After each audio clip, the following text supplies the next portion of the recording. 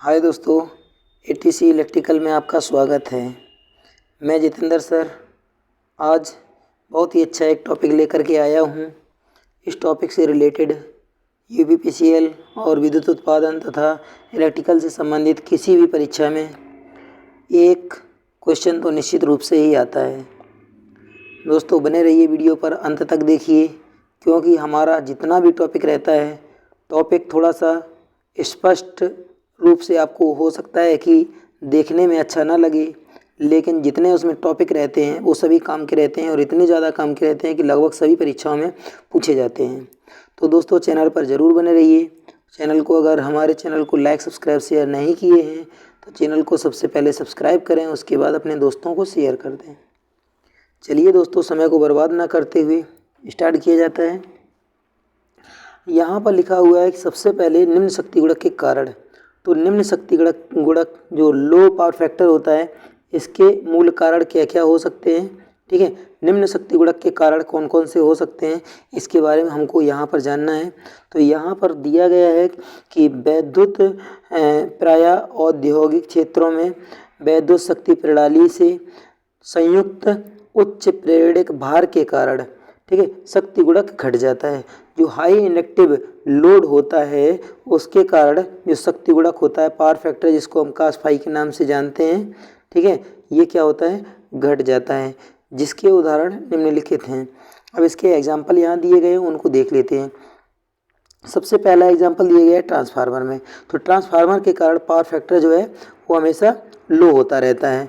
तो यहाँ ट्रांसफार्मर का एक एग्जाम्पल दिया गया है, इसको देखते हैं कि विद्युत उपकेंद्रों पर प्रयुक्त ट्रांसफार्मर में चुंबकन धारा IMU निम्न शक्ति गुणक का कारण होती है। जो मैग्नेटाइजिंग करंट होती है कौन सी, IMU, ये किसका, ये निम्न शक्ति गुणक का मुख्य कारण होती है। एक होती है चुंबकन धारा, एक होती है कार्यकारी धारा। जो कार्यकारी धारा होती है उसको हम I ओमेगा से जानते हैं। आगे लिखा गया है चुंबकन धारा का मान अधिक होने पर ट्रांसफार्मर का शक्ति गुणक घट जाता है। अब दोस्तों यहाँ पर मैं आपको बताता हूँ कि जो चुंबकन धारा होती है इसको IMU के नाम से जाना जाता है और ये होता है IMU equal to I0 sine phi zero.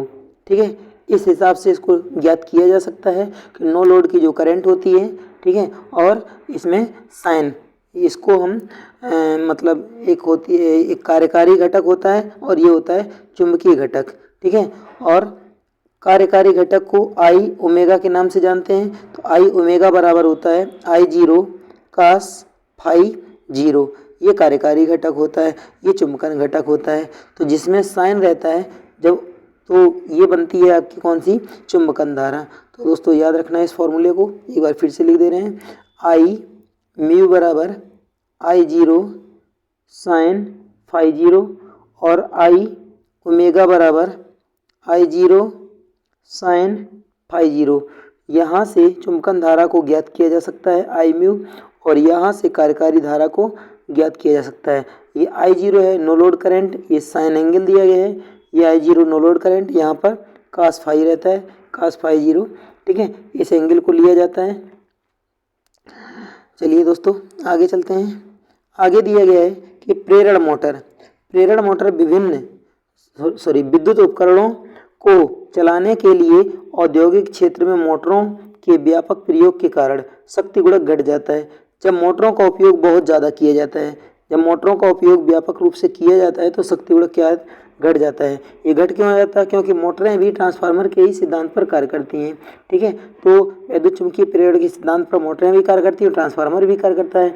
यहाँ लिखा है क्योंकि इंडक्शन मोटर भी ट्रांसफार्मर की तरह प्रेरण के सिद्धांत पर कार्य करती हैं। अब ये पॉइंट बहुत ज़्यादा इंपॉर्टेंट है, इसको आप लोग हमेशा याद रखिए। ठीक है, जो विद्युत मोटरें हैं और ट्रांसफार्मर है, ठीक है, इंडक्शन मोटर और ट्रांसफार्मर, ये दोनों किस सिद्धांत पर कार्य करते हैं, ठीक है, प्रेरण के सिद्धांत पर कार्य करते हैं। अगला पॉइंट यहाँ पर दिया गया है कि विद्युत भट्टियाँ, ठीक है, औद्योगिक तापीय भट्टियाँ, विशेषकर आर्क और प्रेरण। ठीक है, तो जब यहाँ आ गया कि प्रेरण या इंडक्शन मोटर, तो ये प्रेरण के सिद्धांत पर कार्य करता है। तो प्रेरण भट्टियाँ भी इसी सिद्धांत पर कार्य करती हैं, तो संभव है कि यहाँ भी शक्ति गुणक घट जाएगा। तो आर्क भट्टियाँ हैं तो आर्क उत्पन्न होगा, तो आर्क उत्पन्न तभी अच्छे से अच्छा और ज़्यादा से ज़्यादा आर्क तभी उत्पन्न होगा जब शक्ति गुणक का मान कम होगा। तो शक्ति गुणक का मान कम होता है तो करंट का मान ज़्यादा होता है। तो आर्क भट्टियों में और प्रेरण इंडक्शन फर्नेस इंडक्शन भट्टियों में शक्ति गुणक का मान भी निम्न होता है। चलिए आगे दिया गया है लैंप। एक लैंप का एग्जाम्पल दिया गया है, लिखा है कि आर्क लैंपों में आर्क की प्रकृति विशेष रूप से निम्न शक्ति गुणक का कारण होती है। तो आर्क लैंप के कारण भी शक्ति गुणक निम्न हो जाता है।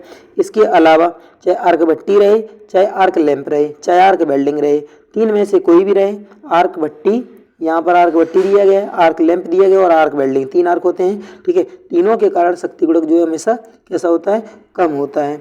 यहाँ पर आगे दिया गया इसके अलावा कि प्रतिदीप्ति लैंप, इसको प्रतिदीप्ति लैंप जो होता है ये कौन सा होता है, फ्लोरोसेंट लैंप होता है। जो ट्यूबलाइट होती है ना लंबी सी, ये 4 पिन वाली, ठीक है, तो इसको फ्लोरोसेंट या तापदीप्ति लैंप कहा जाता है।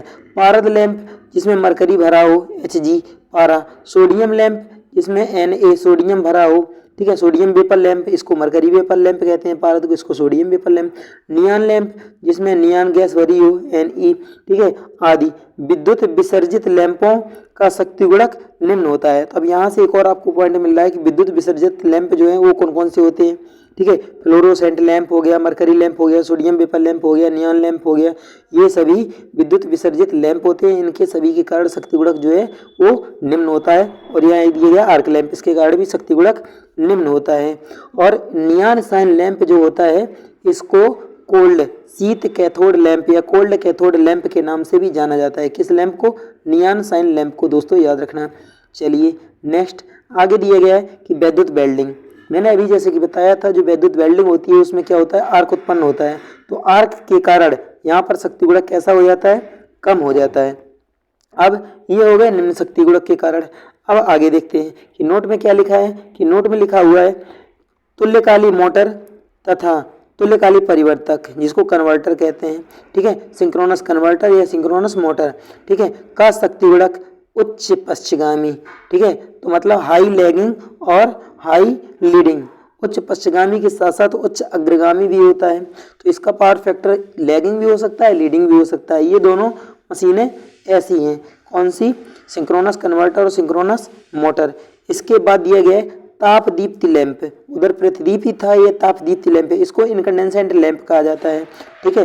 और प्रतिरोध तापक, इसको रेजिस्टेंस हीटर कहा जाता है, ठीक है, जो वैद्युत हीटर होता है घर में जो लोग चलाते हैं खाना पीना बनाने के लिए, ठीक है, तो प्रतिरोध तापक इसको कहा जाता है, ताप दीप्ति प्रतिरोध तापक, इसको रेजिस्टेंस हीटर भी कहा जाता है। इनका शक्ति गुणक जो होता है वो कैसा होता है, इकाई होता है। दोस्तों और बताते हैं इसके अलावा भी, आपने नाम सुना होगा रोटरी कन्वर्टर का, कौन सा, रोटरी कन्वर्टर, रोटरी कन्वर्टर जो रहता है, तो रोटरी कन्वर्टर का भी शक्ति गुणक जो होता है वो इकाई होता है। इसके अलावा बैटरी जो होता है, ठीक है, जो बैटरी होती है, बैटरी का भी शक्ति गुणक इकाई होता है। डीसी पर कार्य करने वाले जितने भी इंस्ट्रूमेंट होते हैं सबका पावर फैक्टर कितना होता है, यूनिटी होता है। दोस्तों याद रखना, ठीक है, डीसी पर कार्य करने वाले सभी उपकरणों का पावर फैक्टर हमेशा इकाई होता है। और एसी पर कार्य करने वाले इनकंडेंसेंट लैंप और हीटर, इन दोनों का शक्ति गुणक कैसा होता है, इकाई होता है। नेक्स्ट आगे चलते हैं। आगे दिए गए विभिन्न प्रकार के वैद्युत भारों हेतु शक्ति गुणक की सीमा। अब किस इंस्ट्रूमेंट का या किस उपयंत्र का कितना पावर फैक्टर होता है ये यहाँ इस टेबल में दर्शाया गया है। तो दोस्तों यहाँ पर देख सकते हैं कि ट्रांसफार्मर के लिए यहाँ पर कितना है पावर फैक्टर, 5 से 7, 0.5 से 0.7 ट्रांसफार्मर का पावर फैक्टर जो है, ठीक है, कास फाई का मान 0.5 से 0.7 के मध्य होता है। यहाँ पर अगला दिया गया है प्रेरण मोटर, इंडक्शन मोटर का जो होता है वो पावर फैक्टर कितना होता है, 0.8 से कम होता है। ये याद रखना दोस्तों बहुत अच्छी तरीके से। अगला दिया गया है प्रेरण भट्टियाँ, तो इन भट्टियों का जो पावर फैक्टर है ये कितना होता है, 0.6 से 0.8 के आसपास होता है। अगला यहाँ पर दिया गया है आर्क भट्टी, तो आर्क भट्टी जो होती है इसका पावर फैक्टर कितना होता है, 0.8 से कम होता है। नेक्स्ट आगे दिया गया है फ्लोरोसेंट लैंप, प्रतिदीप्ति लैंप, ठीक है, तो प्रतिदीप्ति लैंप जो होती है इनका पावर फैक्टर कितना होता है 4.4 से 0.6, ठीक है। और इसके बाद मरकरी लैंप जो होती है, पारद लैंप यहाँ लिखा है, मरकरी लैंप होती है ml लिखा है, इसका पावर फैक्टर होता है 0.4 से 0.5। सोडियम वेपर लैंप जो होता है इसमें सोडियम के दाने भरे जाते हैं, इसका पावर फैक्टर होता है 0.4 से 0.6। यहाँ देख रहे हैं कि सभी का पावर फैक्टर जो है बहुत लो है, 0.4 से 0.5 0.6 ऐसे आ रहा है, ठीक है। नियॉन साइन लैंप जो होता है इसका भी पावर फैक्टर 0.4 से 0.5 होता है। जो आर्क लैंप होता है इसका पावर फैक्टर कितना होता है 0.3 से 0.5 होता है। तो दोस्तों इनको रट लेना, याद कर लेना, इन्हीं में से कोई ना कोई हमेशा परीक्षा में ऑलरेडी आए दिन पूछे जाते हैं। अगला यहाँ पर दिया गया है 10 नंबर पर प्रतिरोध वेल्डिंग, जो रेजिस्टेंस वेल्डिंग होती है इसका पावर फैक्टर कितना होता है 0.7 से कम होता है। अगला यहाँ पर दिया गया आर्क वेल्डिंग, ठीक है। आर्क वेल्डिंग का पावर फैक्टर होता है 0.3 से 0.5। आर्क वेल्डिंग के कारण सबसे ज़्यादा पावर फैक्टर घटता है, ये भी याद रखना। आर्क वेल्डिंग हो, आर्क भट्टी हो या आर्क लैंप हो, इनके सबके कारण जो है पावर फैक्टर बहुत ज़्यादा से ज़्यादा लो हो जाता है। अगला है यहाँ पर पंखा, फैन, ठीक है। जो फैन है इसका पावर फैक्टर जो रहता है 0.5 से 0.7 रहता है। तापदीप्ति लैंप, इनकंडेंसेंट लैंप, इसका ऊपर अभी बता गए, इसका इकाई होता है, ठीक है। रेजिस्टेंस हीटर, प्रतिरोध तापक, इसका पावर फैक्टर भी इकाई होता है। नेक्स्ट आगे दिए गए तुल्यकाली मोटर, सिंक्रोनस मोटर या सिंक्रोनस परिवर्तक, यहाँ नीचे लिखा हुआ छिपा हुआ है इसमें, ठीक है।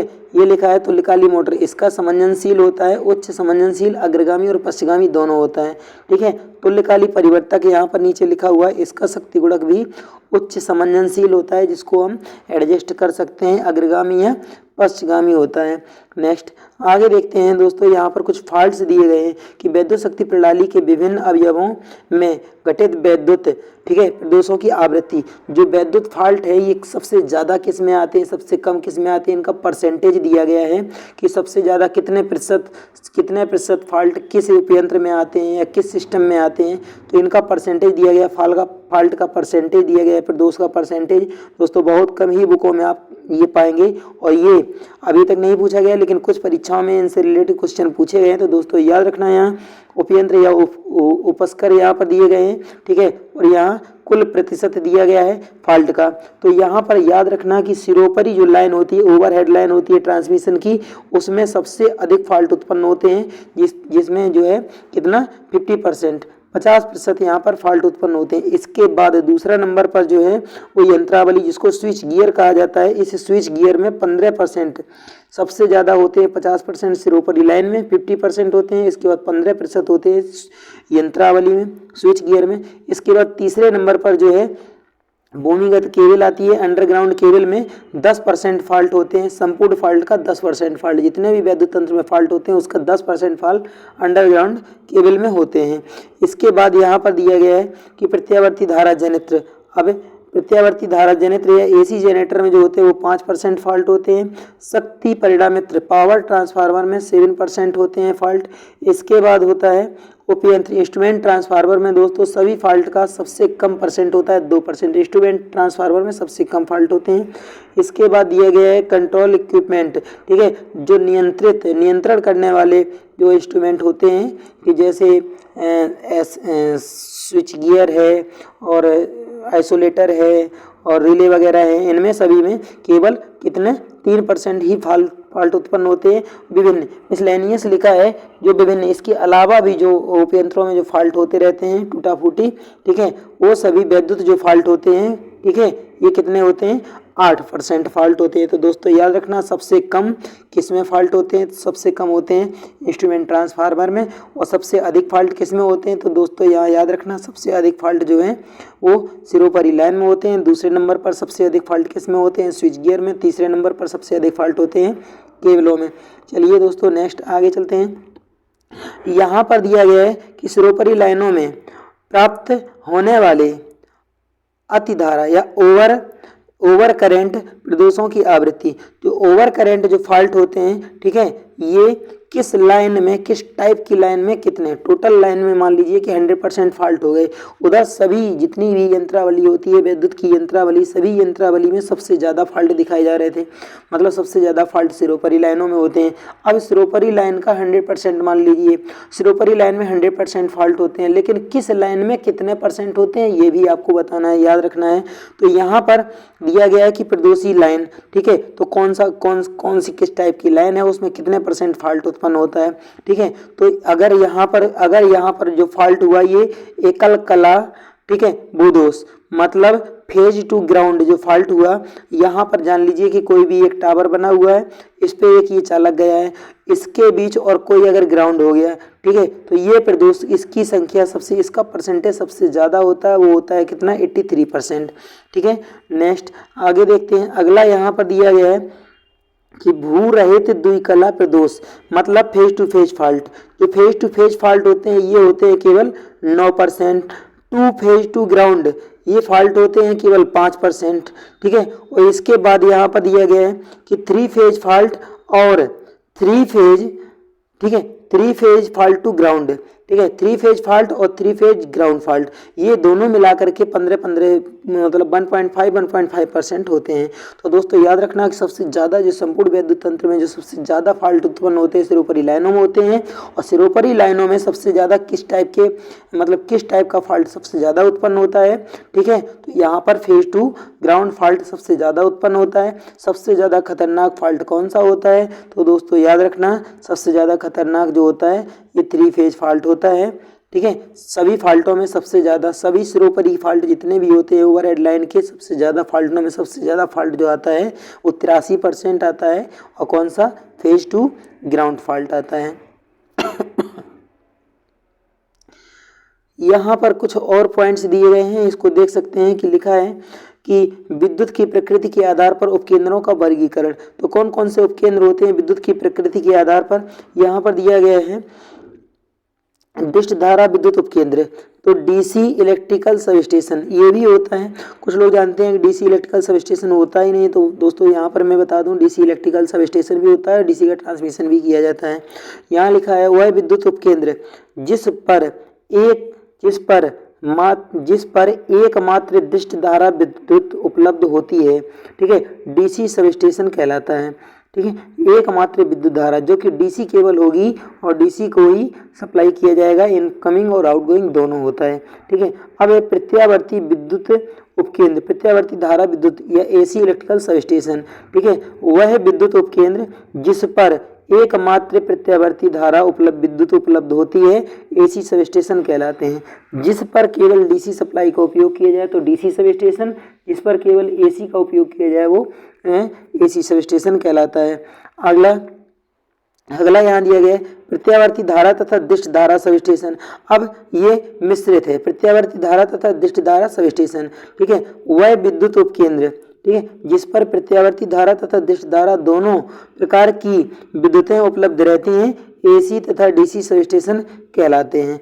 नेक्स्ट आगे दिया गया है कि प्रचालन वोल्टता के आधार पर, ठीक है, उपकेंद्रों का वर्गीकरण। तो यहाँ दिया गया है निम्न लो वोल्टेज सब स्टेशन। तो निम्न वोल्टता सब स्टेशन जो होता है इसमें 11 kV से कम वोल्टेज अगर उपयोग में लाई जा रही है तो वो निम्न वोल्टता सब स्टेशन कहलाएगा, ठीक है। इसके बाद उच्च वोल्टता sub station, high voltage sub station, ये 11 kV से 66 kV के बीच में अगर सब स्टेशन की वोल्टेज है तो उसको हम उच्च वोल्टता या HV सब स्टेशन कहते हैं।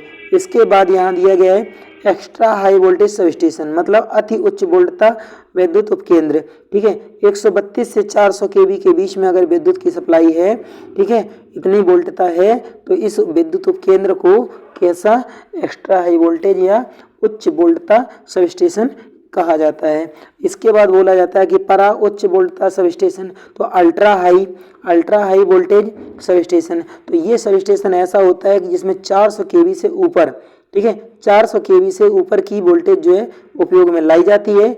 इस प्रकार के सब स्टेशन को परा उच्च वोल्टता सब स्टेशन कहा जाता है। दोस्तों कैसा लगा हमारा वीडियो को लाइक, सब्सक्राइब और शेयर करें। अगर अच्छा लगा हो तो वीडियो को शेयर, सब्सक्राइब करना ना भूलें। Thank you for my watching.